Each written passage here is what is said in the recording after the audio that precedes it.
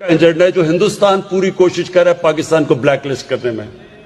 یہ وہی ایجنڈا ہے کہ اگر پاکستانی فوج کمزور ہوتی ہے تو آپ خود ہی دیکھ لیں مسلمان دنیا میں اس وقت کیا ہو رہا ہے.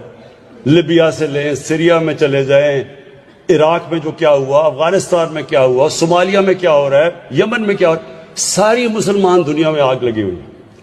جس طرح علی ظفر نے کہا ہمیں فخر کرنا چاہیے اپنی فوج کو کہ اتنا بڑا جو دہشت گردی کی جنگ چلی، آج ہم محفوظ ہیں.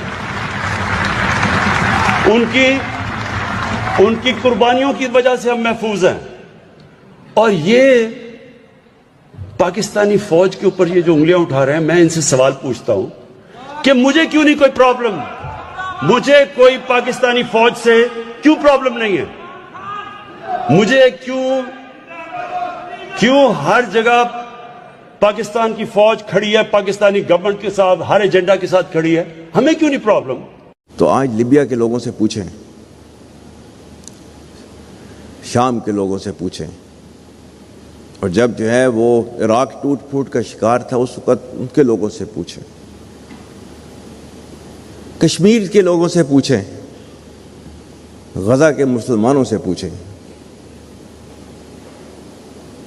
کہ ایک آزاد مملکت اور اس کے اندر سانس لینا کیسے ہوتا ہے.